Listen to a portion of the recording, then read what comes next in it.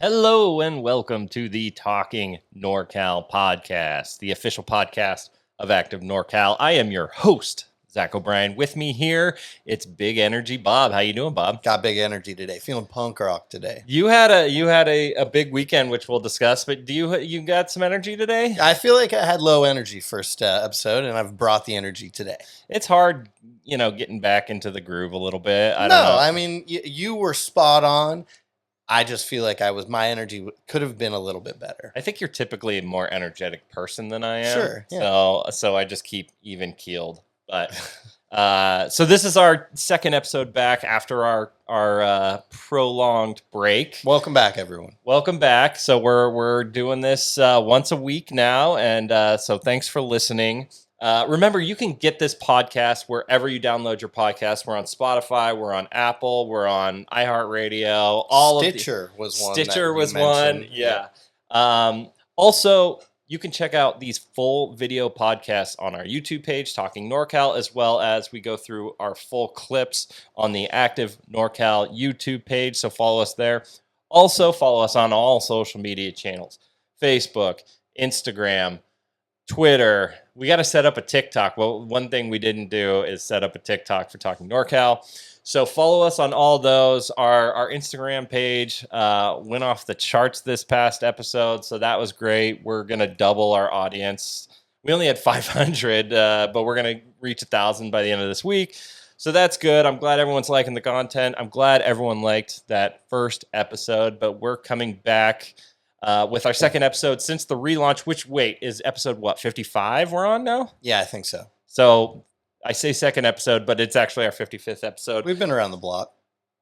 We've been around the block, and we're back around. That's we're full right. circle, yeah. Mm-hmm. So let's hop into this episode with the Tahoe's Hella NorCal. NorCal, we're hella NorCal, and I could spend all day just chilling in the South Bay. We're NorCal, we're hella NorCal, and there are no salad dudes who kick it down in Santa Cruz. We're NorCal, we're hella NorCal, and we get a little cray-cray when we visit the East Bay. We're NorCal, we're hella NorCal. Okay, welcome back, Bobby, to the Talking NorCal podcast.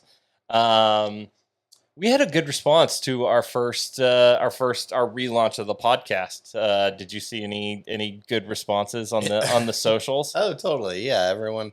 I mean, you did a really good job at clipping out some of the segments, and there's some good responses, good views there, and just the audience loved it that it's back, and friends reaching out and sharing videos. It's fun to see. I had a lot of people reaching out. Of course, I said in this first episode, or on the last episode, that the reason we brought it back is because we had so many people asking for it.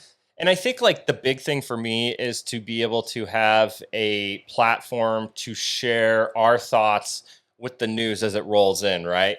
Like as Active NorCal as a platform, we want it to remain its brand by itself. And so with this podcast, we can talk about the news from Active NorCal in our own voice, sort of give our takes on each piece of news. And so something like the wolves that we talked about last week, people like had a lot to say in the comment section about the wolves. So this is just our way of being able to discuss what goes on a daily basis on ActiveNorCal.com. So. Yeah, and this is the premier destination for all active Northern California active lifestyle outdoor destination type content.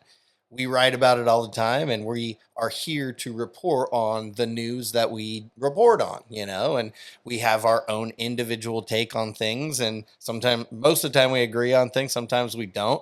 A lot of times our audience disagrees with our opinions about things, and that's totally okay. But this is our platform to discuss outdoor lifestyle news that's happening in Northern California. That's why a lot of people like to come visit, because of all the outdoor destinations in Northern California. Why not talk about it? Nobody else is doing it, and so we're capitalizing on it. Well, and I think, when you report news, like we report it on ActiveNorCal.com, you can't provide any opinion. Sometimes it's hard to provide context, right? Because context might get into opinion form. I'm old school journalism major from I don't know how many over a decade I graduated, and like, I know news has changed nowadays, but I make sure like our articles don't try not to show our bias, but you're going to hear our bias on this podcast, right?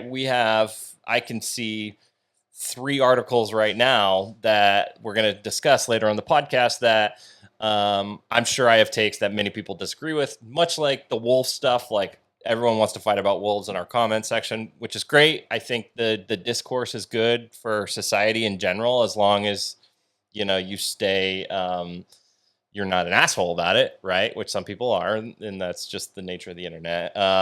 So anyway, it was good to see everyone, responding positively to the return of the podcast. Again, go download it, go watch our videos. Thanks for the support. Bob, how was your weekend? I had a great weekend, man. How about you? Did you have a good weekend? Did nothing. It was amazing. Hung out with the fam. Oh yeah, you guys had a little stomach bug in the house. Yeah. So we just laid low. So I went to Los Angeles because my very, very good friend Alex bought tickets to go see a concert for a band that I'd never seen before. Listen, I grew up going to high school in the late 1990s, so I was in the kind of punk rock era. I had never seen the band NoFX before, as you know. You've seen NoFX. I have before. Multiple times. And they're one of my favorite bands, and they are retiring. They're doing their retirement tour. And so they had 3 final shows in Los Angeles, and Alex bought tickets for both of us to go. So I went to the NoFX concert. I got some merch that I brought back here.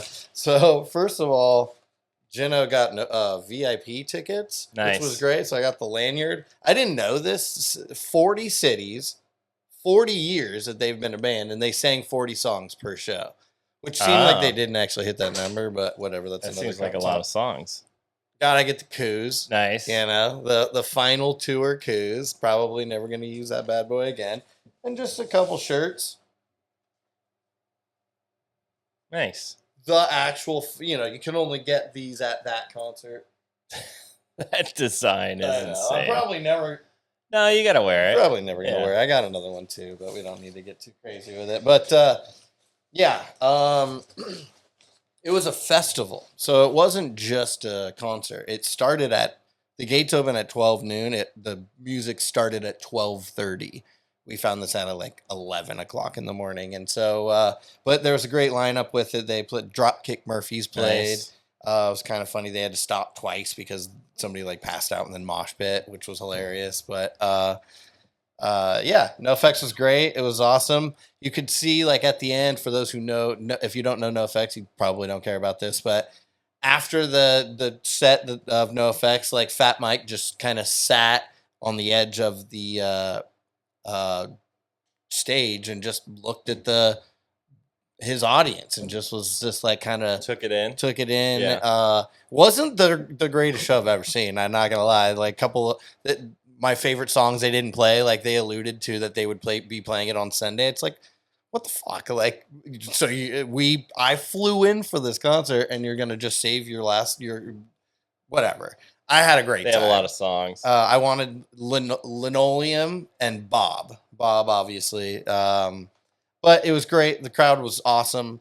I didn't go in the mosh pit, for those who want to know. I'm 40 now, so that doesn't happen anymore. But mosh pit almost made it to me. I started to back up a bit. I didn't make it in, thankfully. It was great. It's the first time I've been to like a major concert like this in my later years, we'll call it. And so like didn't drink nearly as much. Tried to like eat not terribly, so it's just a different, like I left sober, that just usually doesn't happen at punk rock concerts like that. Yeah. So it was nice. Walking back to the car, there was a U-Haul with just a local band just literally pulled their U-Haul up, and everybody that was leaving the concert just started like moshing right in front. That was pretty cool. So it was a great concert. We can make this short because I don't know how many people care about the band NoFX, but I'm a huge fan. You're a huge fan, and we actually met El Jefe over COVID, El Jefe, for anyone who doesn't know, he's the bass guitarist for NoFX And trumpet player. and trumpet player, and also he's kind of He sings a he lot sings of songs. a lot of too. the songs. Yeah, So he's a big character in the band. he made it, and we may try to find the clip. He was in the original Talking NorCal podcast studio. We hung out with him. So in COVID, we met him through a mutual friend. I don't know. For one, I wouldn't have recognized him if I just saw him in public, but he was introduced to us. Hey, it's El Jefe from NoFX. I'm a huge fan of the band. I have been since I was a little kid, and he ended up coming over to my place, checking out the podcast studio. We had some drinks, and I think we fanboyed out a little bit on him. am a much bigger El Jefe fan than he's my favorite member of the band now. Like, and it wasn't like that before, but every song that he like sings, I videoed the entire because like he's so good, and he's got his trumpet out, and honestly, Fat Mike has done it so many times and he's the lead singer, that he just kind of like sometimes just kind of writes it in a little bit. But El Jefe is always on his game, always looking good. He's also acting now. He's also on Sons of Anarchy, or what? Some Sons of Anarchy. I don't know. I don't watch that show. It's some spinoff or whatever. But Mongrels. Mongols.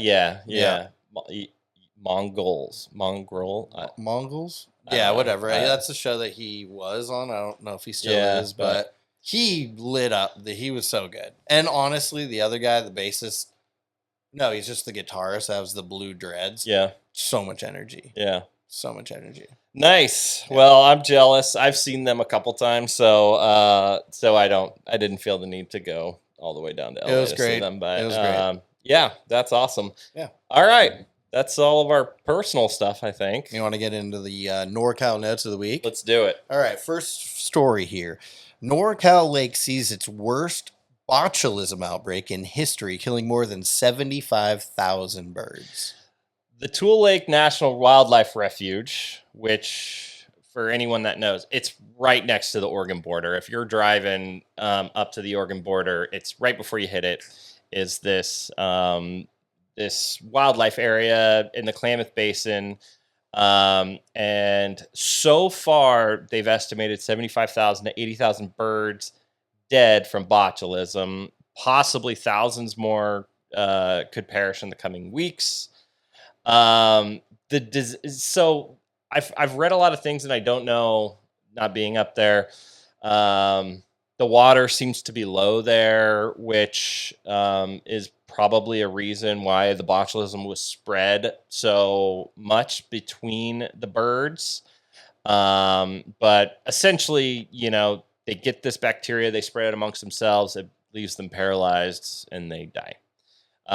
Terrible, terrible news. It's the biggest botulism or biggest death occurrence at this wildlife refuge ever recorded.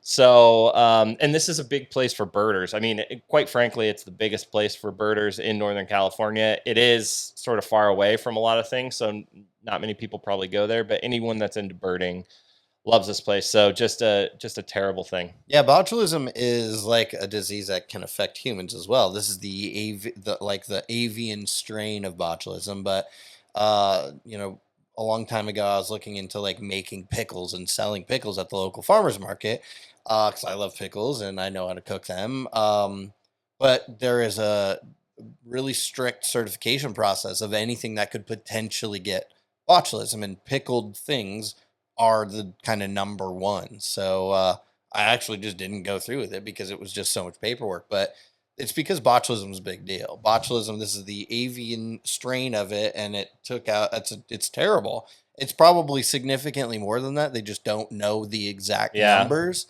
And it's not just one type of bird. It's so many different types of birds. So very sad story. Hopefully they can recoup in the coming year. Hopefully we get more water in that area. So what's interesting is the Klamath Basin, and we will talk about this coming up here, famously just knocked down 4 dams, let the river flow free. And from what I've read online, I could not confirm it, so I could not, provide any extra context on this, but a lot of that water was coming from the Klamath River. And when they sort of drained out those areas, a lot of water was lost from Tule Lake. So I don't know if this is I don't know if this occurred because of the removal of the dams. We've certainly seen some bad things happen because of the removal of the dams, although I think both you and I think the removal of the dams is a net positive. This is just it's a terrible thing to see all these birds die, and I just hope it's not a byproduct of dam removal, but it based on what I've read, it could be. Well, and we've seen mass dying off of fish because of, lack of water and all of these other things, and drought. Thankfully, we're not in drought right now, but I mean, it's tough to see a lot of animals die at one time, and so hopefully this all kind of resolves itself in the not too distant future. By the way, if you're a hunter, you're advised to avoid the area, because who wants to hunt for birds that have botulism? Contaminated. Yeah, so they are advised to avoid the area and not kill any birds or try to cook or harvest any birds there. Noted. Okay, let's get on to the next story. The next NorCal note of the week. Another Northern California town voting to change its controversial name. Kelseyville, California. I've probably driven through it, but I couldn't recall it. But it's right there on Clear Lake in Lake County. And essentially, there's local debate happening about its name. By the way, this place has a population of around 3,000 people. It's not a lot of people. And if anyone knows the communities around Clear Lake, none of them are big. The town was named after Andrew Kelsey, who notoriously enslaved, tortured, and abused the local Eastern Pomo and Wapo tribes. He was eventually killed by those he oppressed, which led to a massacre by the U.S. Army, what became known as Bloody Island. So most of the people coming against this name or trying to change this name are led by the local tribes. They're trying to rename the town Canocti, which Mount Canocti is the big mountain that looks over Clear Lake. What are your thoughts? I think we're trying to make up for the past in a lot of ways. And so we've seen a lot of this. Now, most of the people that have tried to change local town, well, I wouldn't say most, a lot of the people that have been trying to change names of towns like this have not been successful. So, a lot of people don't think this one would be successful. And because, they like the name of their town, I think. They're almost prideful of it. I think there's some businesses behind it that really want to stick with it. And I was thinking about that from a business perspective. Like, what if you named your Kelseyville Market or something? And then it's changed, and they were like, why is it Kelseyville? It's like, well, this town used to be called that, but it's just a weird story. This is the same problem with Squaw Valley, right? Because Squaw Valley famously renamed themselves Palisades, but literally every road, every business was called the Squaw Summit. So everything had to change. And I know some people are still pissed about it. Just for reference, Fort Bragg went through this in 2020 when they had this argument. It was like Bragg was he did terrible racist things, as did most people back, in the 1800s. Unsuccessful. That was unsuccessful. In fact, they eventually said, well, why don't we keep the name? We'll just have it named after another Bragg. And I think they just kind of gave up on it. Yeah, I remember that. That makes sense to, hey, let's just name it after someone else so we're not tributing this person. What a smart idea. That actually was a smart idea. Very good solution. In June 2022, the California State Parks unanimously voted to change the name of, and I hate even saying this, the name, the Negro Bar Recreation Area on Lake Natoma in Folsom. One's unanimous. One's unanimous. It's now known as Black Miners Bar. So you're still, you're giving that heritage tribute to the people. That's because it was named after a group of African Americans who mined, and that's so Now today we could say Black Miners Bar. You know, I don't know if we'll be able to say that in 20 years. Who knows? And then, you know, the state of California has actually been doing this a ton, where they've been changing names to Native American names. So Patrick's Point over on the Humboldt coast is now called Sumac Point. I have a feeling most people still call it Patrick's Point. Yeah, I honestly didn't know that. And I could go deeper, but you know, of course, Patrick, this man, you know, did terrible things to Native I didn't know Americans. they renamed it. Yeah. Oh yeah. But that's in Oregon. No. Is that here? Yeah. It's Right near, on the coast? near Trinidad. Oh, is it really? Yeah. So and back to this Kelseyville, the town thinks that most people are going to vote it down. And so it probably nothing's going to happen of it, but you know, this is just this ongoing trend of these name changes that I find quite fascinating, both from from the standpoint of our society in general, but also from the standpoint of history. And you know, what's interesting is where we learn the histories of these people in these areas based on these name changes, which I think ultimately, even if it doesn't go through, like if the name Kelseyville stays the name Kelseyville, at least we'll know, you know, the atrocities that went on in that area in the 1800s. Yeah, definitely agree. All right, let's go on to the next story. NorCal's new $4 billion reservoir clears major legal hurdle. Yeah, this is a pretty funny article, actually, because the state of California basically streamlined the California Environmental Quality Act,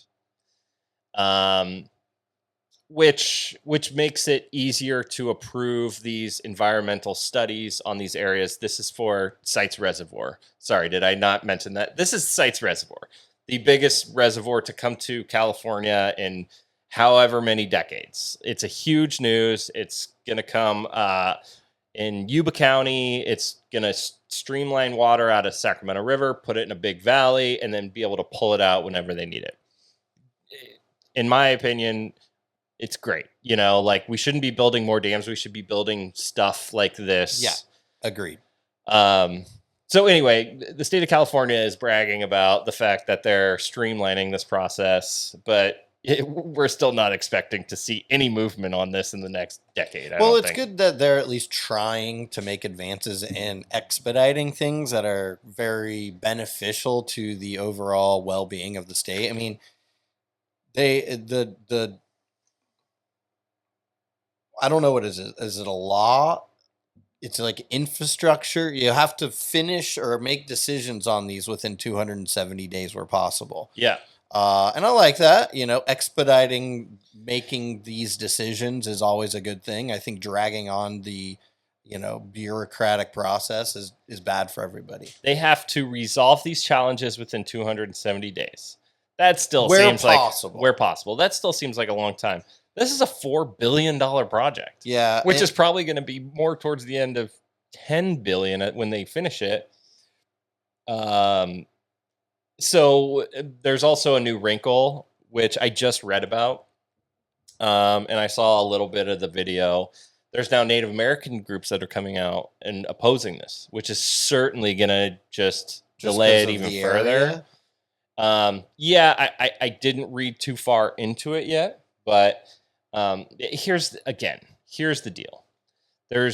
Unfortunately, we're going to have issues with Native American areas all over any of these projects we do, you know.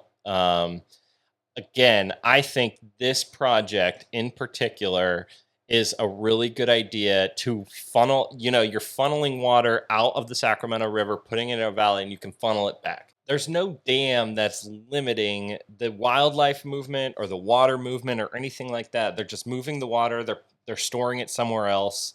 They're keeping it there for, you know, human water purposes, and then they can bring it back anytime. So I think Sites Reservoir is a slam dunk. No project's going to be perfect. Someone's always going to have issues with it, but I think Sites Reservoir needs to move forward as soon as possible. Drinking water is very important, so I think making plans for the future is a good idea. Okay, let's go on to the next story. Lodi skydiving instructor sentenced to 2 years in prison following a fatal incident. The embattled Lodi Skydiving Center, we know them well, right? Talked about it many times on this Talked about it pod. many times. What's their number up to now? At least 28 deaths since 1985. Many of them coming recently. We've shared, videos of their planes crashing. We've shown a lot of crazy stuff from this facility.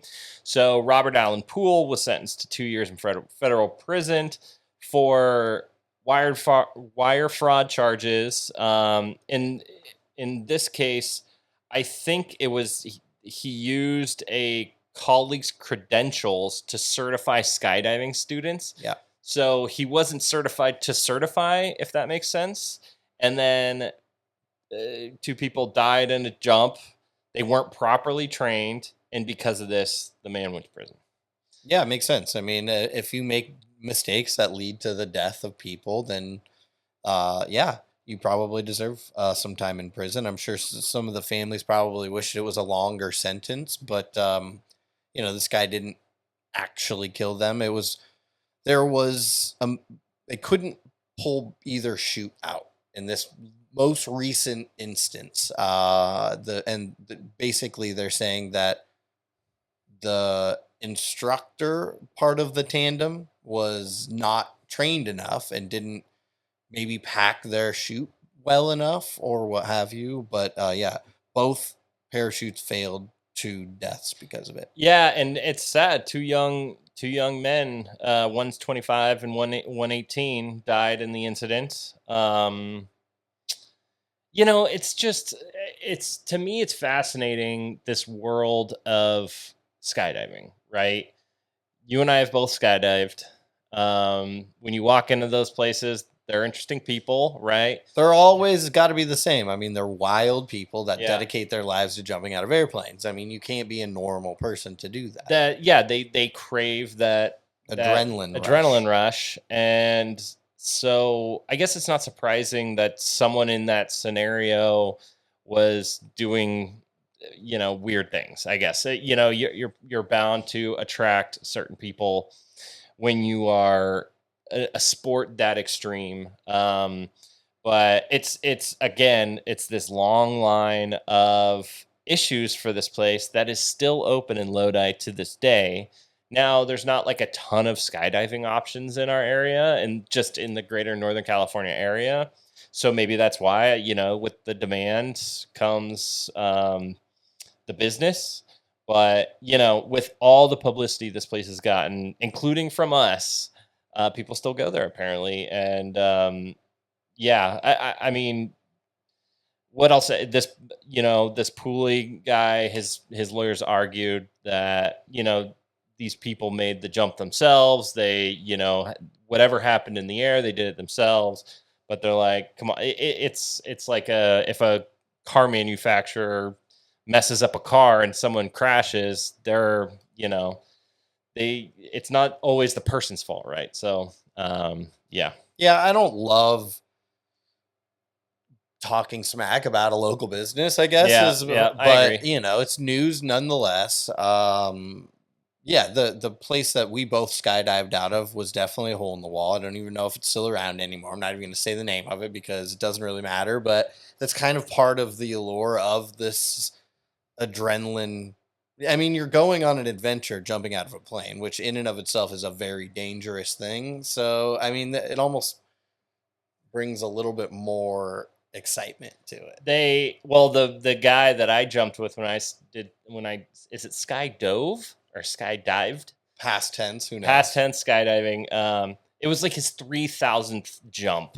So I hope he was certified. If not, I still trusted him to get us to the ground. But what some of these attorneys are saying is Pooley's lucky he wasn't like charged for manslaughter because he would have gotten, more than a decade. So they're saying, hey, you're actually lucky that you just got 2 years for wire fraud instead of some sort of manslaughter, whatever I agree with that. Yeah. I agree with that. So anyway, this place just continues to have bad news. Well, speaking of not bad news, we like to end the NorCal Notes of the Week whenever possible with a positive story. So we're going to do that just today. First salmon in over a century returns to Klamath River after the dam removal. Yeah, so scientists from California Trout captured sonar footage of what they believe to be a Chinook salmon swimming upstream past the former Iron Gate site. The fish was 2.5 feet, believed to be part of Klamath River's fall run. And of course, this is part of the 500 million dam removal project, which they literally just finished. We talked about it on our most recent issue. They finished it within the past month. So, we actually, I just added this to our script first thing this morning because the news came and we posted it on our socials and people are saying BS. Well, here's the thing. People are saying, oh, there's no way a salmon could get there that quick. Salmon literally have been going and waiting at these dams, trying to get around them for 100 years. Like, this is salmon. What people don't understand is they have this little GPS in their mind, and they have one goal in life, and that's to get to where their GPS is telling them. And it's a GPS that's passed down in generation. I mean, it's fish don't live that long, so these are. I mean, we're talking 50 generations of fish that have gone probably longer. This, yeah, yeah. And so they've passed this DNA in their mind down that their home is actually where they've never been before. Yeah, it's quite fascinating. I just think people don't understand. Like, these fish have been wanting to get there. It's all they want to do is get to their spawning grounds for the past 100 years, and they just weren't able to. And so this fish is finally like, holy shit, I got an open highway. Let's go. We've seen other dam removal projects where this stuff happens actually pretty darn quick. I mean, of course there are tough things that happen with these dam removal projects. We've seen it. We've seen wildlife suffer. We've seen some fish kills on the Klamath River. Certainly if the botulism from Tule Lake happens to be a part of it, that's terrible. But nature tends to cleanse itself and do it pretty quickly. And I think that's what this is a signal of. It's almost like your favorite bar shuts down. I guess this would be your the most popular bar in the area shuts down, and 100 years later they open up, but they don't announce it. But one person swims, takes that long drive and passes their the notorious best bar in the area, and lo and behold, it's open. So dude's like, hell yeah, goes in, and next thing you know, all of his friends are coming. And so I think this is just the beginning of a flood of salmon headed up that way. That might be as good as your catfish analogy last week. Pretty good at analogies. Yeah, the bar analogy. I like it. Let's go party. Look, there's always going to be salmon. There's always going to be people wanting to drink. There's always going to be salmon wanting to spawn, right? Well, hopefully there's always going to be one. All animals want to procreate. It's just built into us. Yeah. So this is literally the first month of this. So it's pretty darn exciting what we could see in the next year, 5 years, 10 years on the Klamath River. Is it going to have massive salmon runs like it used to? Hopefully. Hopefully. Yeah. But, that wraps up the NorCal Notes for the week. All right. So what now? So I told you that I had a little thing I wanted to kind of wrap up with a little bit. That's why I said what now. We have a script, but I don't know what the hell this is happening here. So, we are the premier Lemurian podcast in Northern California, and so I figured maybe the world. I'd say that. Yeah, easily. Yeah. Let me take that back. We are the premier Lemurian podcast in the world, globally, actually, the Talking NorCal podcast. And so I figured that we needed to get all of the information that we possibly could to do all of the research possible. Now, in our last episode, we talked about Lowell Johnson and how we received an email about Lowell and his discretions, if you will, allegedly, again, I'll say. But in that email, what was the guy's name that wrote in? I have it right here, actually. I don't remember. Franklin? Or was he from Franklin, Tennessee? Chris Hancock, Chris Franklin, Hancock. Tennessee. Yeah. Wrote in and in this part of the email talked about a book in which Talking NorCal was mentioned. So I had to order the book. So I told you I had a gift for you today. So oh my! I got you Lowell Johnson's book here. It's called The Example. Did you find where he mentions the podcast? The Example: One Man's Journey into Multidimensional Realms. Okay, I got this online. There's a picture of Lowell right there. Yeah. Now, the goal for me was to find where the mention of Talking NorCal podcast was in this book. In fact, I was even going to potentially reach out to this Chris gentleman and ask, because I'm a little lazy, what page can I find? Because I don't want to read too much. So just take that idea and just to give a open this book and see if anything jumps out at you. I'm assuming you marked something. No, I didn't.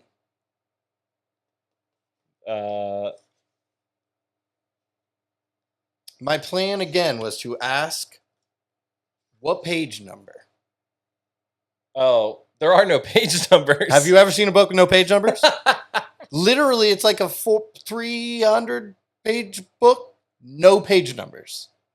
Lowell, that's a hell of a thing to do. How are we supposed to find our podcast in here? So, yeah, I did not read any of it. Here's some Mount Shasta stuff. Yeah, I'm sure there's a lot of Mount Shasta stuff. It's kind of what he's all about. So I'm gifting this to you because I don't want to have to look for when he mentions the Talking NorCal podcast. You're gifting me. I'm giving this to you out of laziness. You're gifting me homework. I'm gifting you homework. Yep. But this, I figured you can keep this forever. You can quote Lowell, whatever. And yeah, Lowell, we just gave you a quick plug to your book. I don't know what's in it. I didn't read not one word from it. There's a little chapter called Photon Energy. Fantastic. Can't wait to hear about it. So book report from the host of the Talking NorCal podcast, Zach and Brian, coming shortly. How much did you pay for this? I don't remember. Okay. Talking NorCal, supporting grifters since 2024. No, I will find it in here. Jeez. Listen, this is like I have the time to. Oh. Wait, he has links in his book. Nice. Yeah. You know what's funny is the whole time we were talking about his story, we always said we're not making fun of him. Now it seems like we are making fun. Well, there's no page numbers in a book. Have you ever heard of that before? I was just like, I just thought that was insane. There's a YouTube link. It's just like, it's kind of like, I showed it to my friend. I think I'm getting close because he's providing links. Is he going to give a link to the Talking NorCal podcast? That'd be great. Wait, what? This is wild. This is a whole transcription of a YouTube video. He had to pay for that. All right, this might be bad. This might be bad podcasting. Oh, it's definitely bad podcasting. But I am. Do some research. Read into this. He literally several put hundred a page link to a YouTube video in his book, and then just transcribed the video for an entire chapter. I can't tell you how many pages. It's at least 15 pages of just a transcribed YouTube video. That's what I was going to do. I was just going to count the pages. But then I was like, nah, I'm not going to do that. Dude, should we do that for this podcast and just transcribe it into a book and see if anyone pays for it? Lowell better after I bought his book. Dude, there's so many links. I feel like I'm about to find it, but okay. All right. Coming up on the next episode of the Talking NorCal podcast. All right. Good episode. So just really quickly, the next issue of the Active NorCal Magazine is coming out in about a month. In November, we'll be sending it out. So just want to do a quick preview of what you'll expect. First of all, we're doing a big center article on bucket list things to do in Redding, California. This is kind of the greater Shasta County area. In and around the Shasta County area. Yes. So we'll have over 20 bucket list things to do in the Reading area. It's going to be great. We also have an article on a trip to Guerneville and the Russian River. We have an article about Phantom Falls, which is perfect for November because that's when Phantom Falls sort of comes alive. What else? Caltrans. I did a big interview with Caltrans to talk about just the mechanics of setting up winter operations during big storms like on Highway 80 Donner Summit. So that should be good. New trails. There are 4 major new trails coming to Northern California within the next 10 years. That's awesome. Some are already started. So we deep dive on those, and really it just kind of shows how Northern California communities are sort of going all in on outdoor tourism, which is awesome, amazing. What else do we got? Oh, we have a complete guide to the Sequoia National Park. That's all I want to highlight now, because we got a couple fun things. So yeah, it should be a good issue. But we also really love our subscribers. And Yeah. so because of that, we are doing a little bit of a giveaway madness for those Yes. who are actually subscribed to the magazine. If you aren't familiar with giveaways, like we are giving away, each giveaway is at least $300 worth of whatever it is, gift cards, experiences. We're doing all sorts of stuff. And we're giving them away to Active NorCal subscribers who engage with our social media posts. But you have to be a subscriber, right? So what do we got coming up? Okay, so we don't should we mention the company's names, or what should we do? Just what we're giving away? Maybe just what we're giving away in case something falls through. You never know with these things. Okay, we got a couple $100 gift cards to a distillery, a local Northern California distillery. We have Alcohol distillery, alcohol. not a marijuana distillery. That's a dispensary. Dispensary. I don't Hey, go. if any I don't dispensaries go. want to sponsor the I pod, don't go to dispensaries. go for it. I do. We just gave away Yaks. I wanted to shout them out. They Yaks. were really great. And Humboldt Distillery. And Humboldt Distillery. Those have already finished those campaigns. Mhm. And basically what this is, and you'll see the videos that we promote on social media. If you subscribe to the Active NorCal magazine, it's $30 a year. You get 2 issues. You qualify. If you do not subscribe to the magazine, you do not qualify. And it's as simple as like and comment on a post, and you qualify as long as you are a subscriber of the magazine. Now, we have a guided mountain bike ride. We have a guided 4-person e-bike ride. So the mountain bike ride's in Mount Shasta. Yep. The e-bike ride is Reading. It's Reading. a River Trail Sundial Bridge Gotcha. area. Okay. And then we are going to kind of really kind of peak with a houseboat. Yeah. We have a houseboat trip set up. We're going to be that's going to come out the first week in November. We're gonna start promoting that, but that's a big one. We're talking about several $1,000 trip, so probably worth a $30 subscription to the Active NorCal magazine. And I'm very excited with all of these companies that have partnered with us. Yeah, we're also partnering with a couple tourism bureaus who are going to put together experiences for their regions. So this is sort of, this is our way to give back to not only to our subscribers, number one, but to these local businesses. We're promoting their stuff. So it's a good trade with both their businesses and our media company. And I'll just say this: there are a few people who enter every single giveaway we do, and all of them have won something. So I think a lot of people are like, oh, I don't have a chance. You do. You have Trust a me. very, very high percentage if you actually qualify. Are a subscriber. Exactly. Because we have a lot of people who enter and they're just not subscribers. It's like, sorry, we can't. And this was like a huge problem when we first started these. We had trouble like verifying who was a subscriber or not. So we've now figured that out a lot better.